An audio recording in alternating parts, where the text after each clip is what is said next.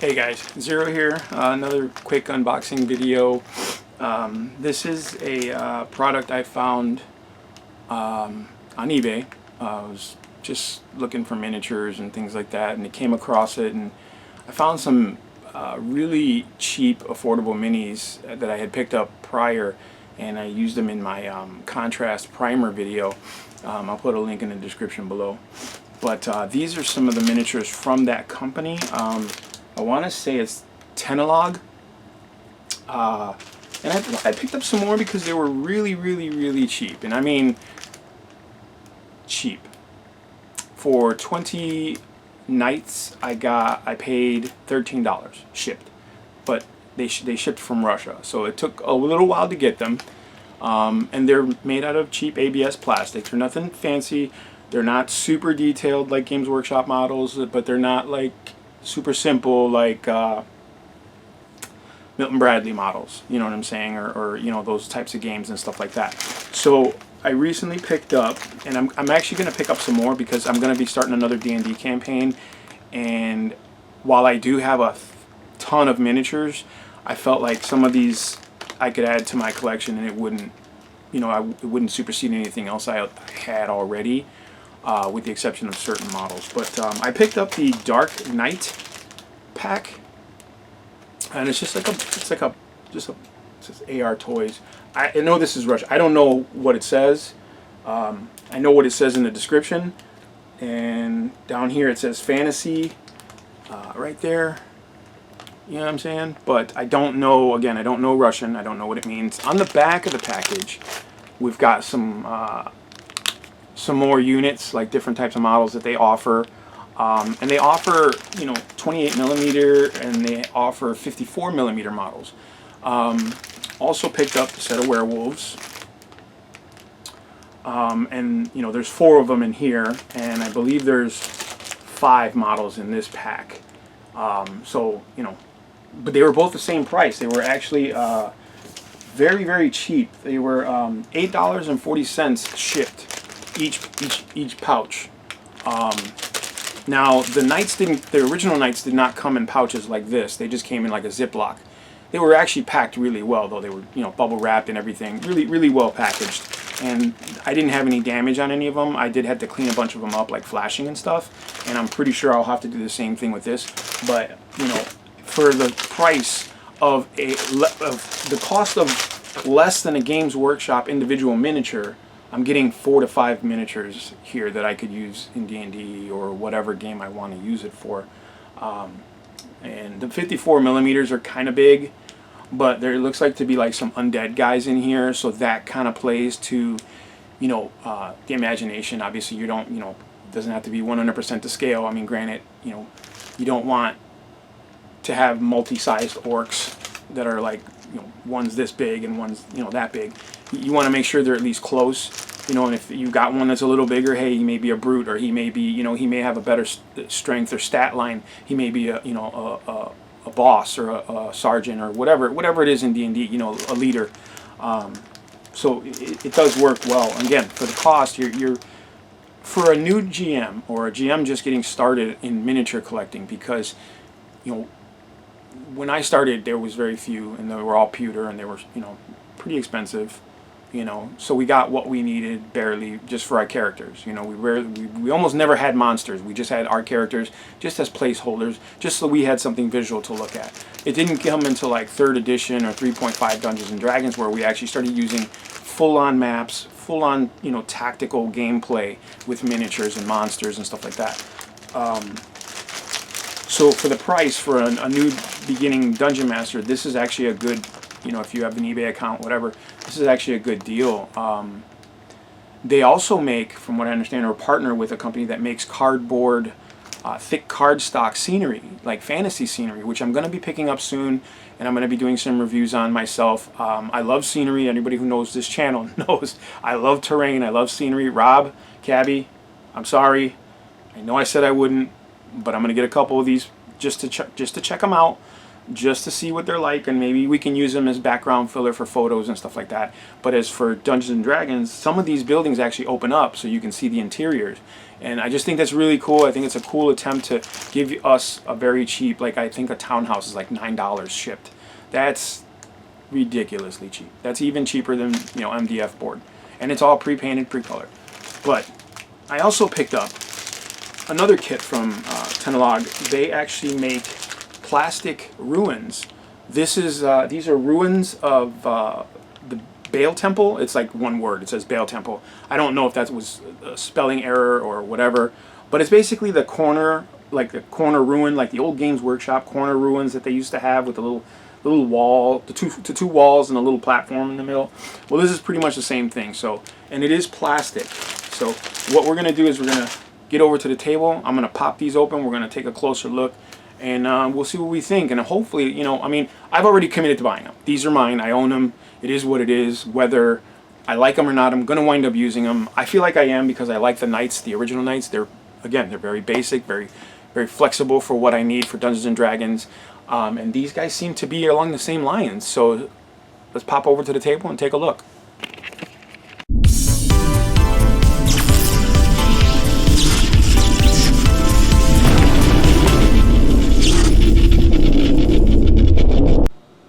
Alright, so let's take a quick look here. I think we'll start with the ruined temple here. It's like a protective sleeve for a folder. But you take a quick look here. It's not bad. It's got some connecting joints. And then you've got the wall sections. And this can be used, looks like, I mean, to me it's gothic. It's dark gothic fantasy. But it also looks like, you know what, looks like there's some tech stuff. Maybe you could probably use it, you know, in 40K or games like that, like War Machine, 40K, you know. Got some cool stuff. Shut up. Shut up. Pardon my cat there, he's rude as hell. But yeah, that's actually pretty cool. Again, this is really solid. This is really, I mean, it's flexible, but it's solid. I don't think this is, no, it's not resin. No, this is plastic. So it's pretty cool. I wonder if, it's pretty, like thick. It's somewhat flexy, you know, but not too much. I mean, it looks, like I said, it looks really good. Feels good, feels solid. Hopefully, you know, when we get it all built, you know, we can, we'll see, you know. Because I took the liberty of cutting this, because I just kind of wanted to get in here without having to do this on screen. We got 1, 2, 3, and 4. 4 werewolves. Wow. And these guys are pretty big.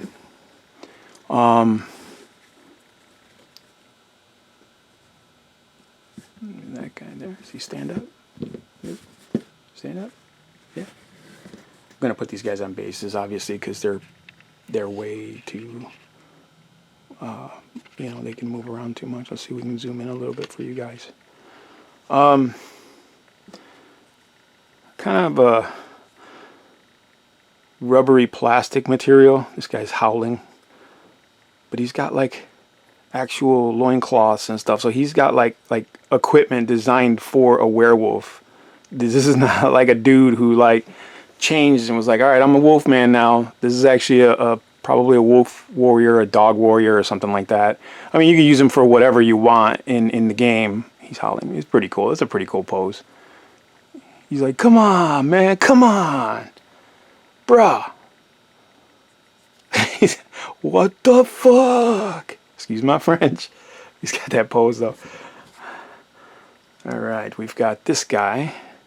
Again, with armor, I mean, almost could be gnolls, I guess. Big gnolls if you wanted them to. You know what I'm saying? Like, he's got the daggers, the plated, the plated armor. But again, this is armor like and clothing designed for this monster, for this wolf guy.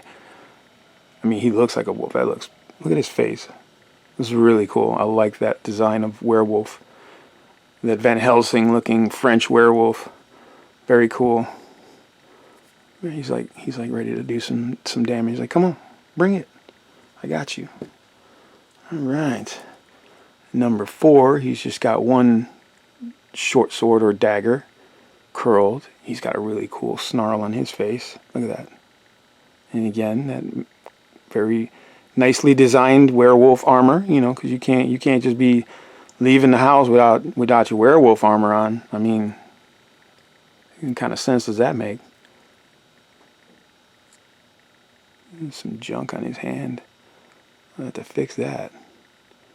Or is that just a busted weapon?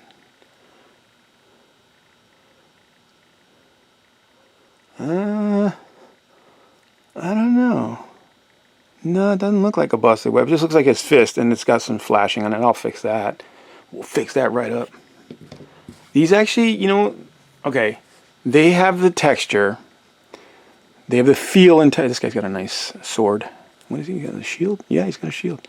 This definitely looks like a knoll. They have the texture of board game miniatures. That's it. So when you buy a board game like Mansions of Madness, you know what I'm saying, or the Brimstone game, you know what I'm saying? Those kinds of board games where they come with the pre-made, the zombie sides, you know, this is the type of material it is. That plasticky like rubbery plastic. You know, it's like feels almost waxy, but it's not. So I'm wondering how well this will take to miniature acrylic paint. Should be okay. But what I'll probably do, just to be on the safe side, is I'll probably use vinyl dye on these specific guys, because they're not, see, they're a little rubbery flexible. You see that? It's not going to break, but it's rubbery. So they're not like these guys, the Knights, okay? That's plastic. That's solid ABS plastic. So if I actually go to snap this, it'll snap, and you know, that'll be that. This guy is, you can tell, he's that game board material, or board game miniature material. He looks really good though. This guy looks cool. He looks like a leader because he's got all kinds of ornate stuff on him. And again, you could make them gnolls, you could make them werewolves, you could make them dog soldiers, whatever you want. I mean, you know, it's up to the GM, however you see, you know, you see fit to use them, you know. All right, and here we have the Dark Knights. These guys are huge. They're huge. Yeah, so they're definitely going to be like some sort of leader type dudes. Stand up, bitch. Get your feet up. There's a female here. She's like the biggest one. Oh, oh, dominoes. All right, so they need bases clearly because they're not going to stand up on their own. And if they, even if they do, it's going to be flimsy. And I'm going to paint them anyway, so might as well base them properly, flock, you know, all that cool stuff. So this guy's got a cool little suit of armor. Yeah, definitely like a skeleton lord or something like that. You know what I'm saying? Like some kind of... Is he a skeleton guy? I guess so. Maybe. It kind of looks like it, yeah. Yeah, skeleton dude. I guess it could be just an ornate helmet, you know, like a chaos warrior of some kind, like a chaos lord, you know, a barbarian chieftain or something. You know what I'm saying? Like a dark warrior kind of thing. I mean, you could paint that as a skull, or you could paint that as just an ornate armor helm. You know what I'm saying? Because the realm of chaos, you know, they work with iron, the riddles of iron and steel. All right, this guy's got a straight up skeleton face. So this guy could definitely be like a grave guardian or something like that. Or I gotta bend that back. A little warp there. So he's got 2 axes. Armor's pretty cool. I mean, these guys are like, they're not bad. They're not poorly detailed for cheapo miniatures. You know what I'm saying? These guys are like maybe $250 a piece at that. You know, like Reaper bones. You know what I'm saying? Here's another. Yeah, he's got a skeleton face too. So this guy is definitely another skeleton dude. He's got a double-handed axe there, battle axe. Pretty cool though, you know. Definitely lends itself to some interesting painting as well, because you've got the cloaks, you've got the fabric, you've got the armor. You know what I'm saying? You can do different techniques with armor, like dry brushing and blending and stuff with the capes. You've got the bone for the skull face and the wood for the axe handle. There's a lot of potential here for painting. So this is pretty cool. I mean, this It's not bad. We got this guy here. This guy's got a shield and a sword. It's pretty cool.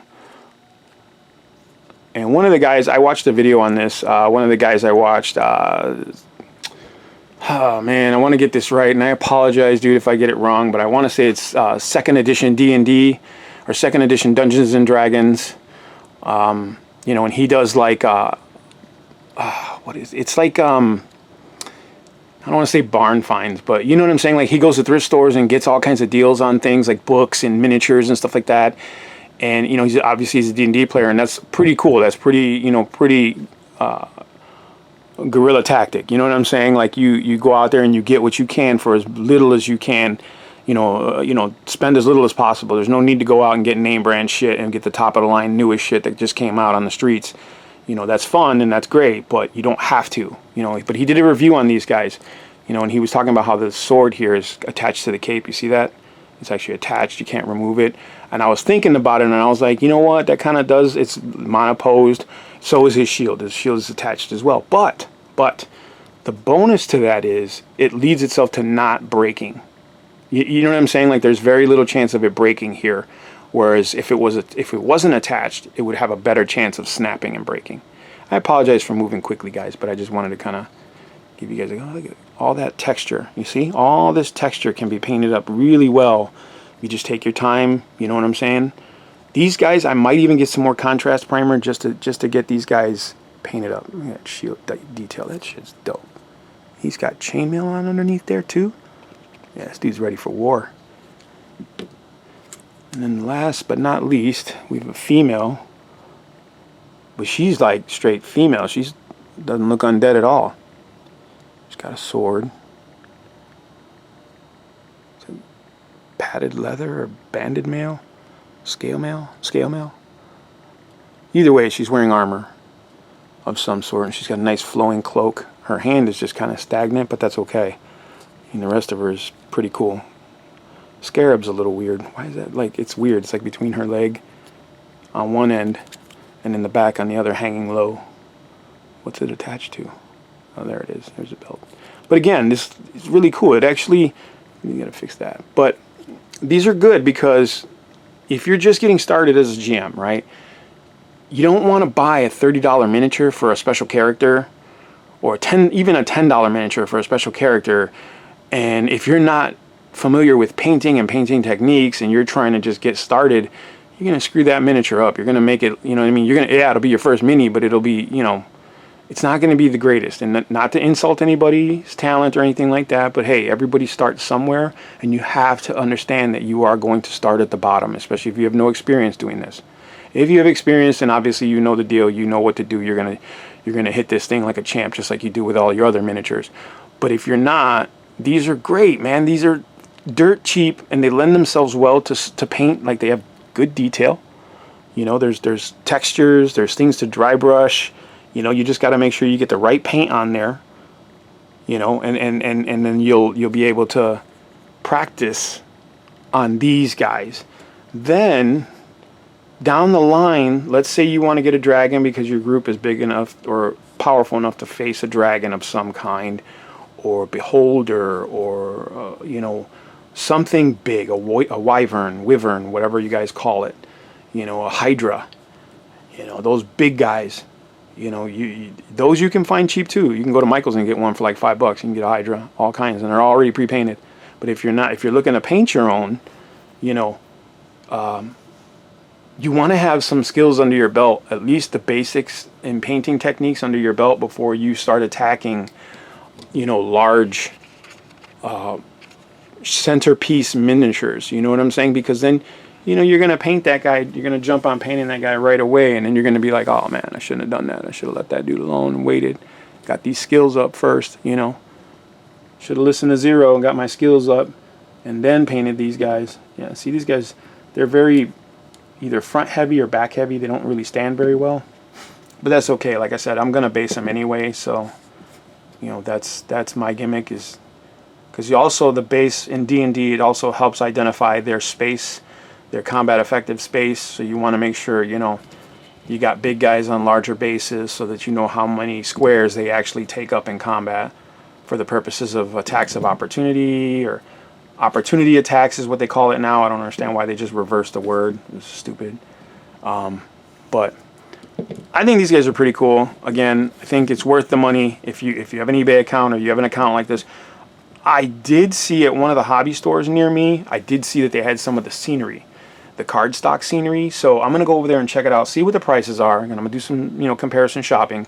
And if it's cheaper online, I'll just order some online. And I believe in supporting the hobby stores, but at the same time, I also believe like if these hobby stores are out there inflating prices just to move stuff, then that's your problem. Now, I'm not going to, I vote with my dollar, and that's the bottom line. You know what I'm saying? I encourage anybody to do the same thing. Loyalty's loyalty, but I've gone into certain places, and I'll be honest, I've gone into a hobby shop once. I've gone back there a second time, and the owner knew who I was. He recognized me and said, "Hey man, what's up? What can I help you with this time?" And that right there solidified my loyalty with him. Same situation, different hobby store, different owner. I've gone in there 5 to 6 times, maybe even more. They don't know who the fuck I am. And I'm not saying I'm a special guy or anything like that, but come on, dude.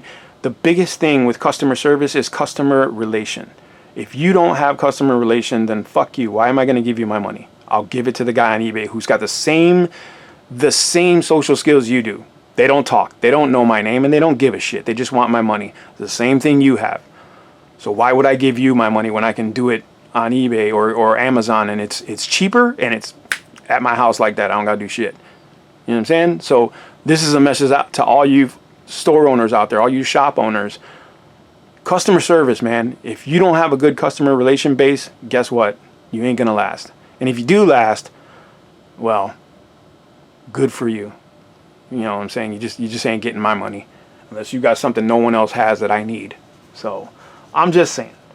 We're going to ahead and take a quick pause here. I'm going to get these guys on the round table here and let you guys get a closer look at them and see if they stand up. If they can stand up, we'll give you guys a closer look at them. All right, guys, sit tight.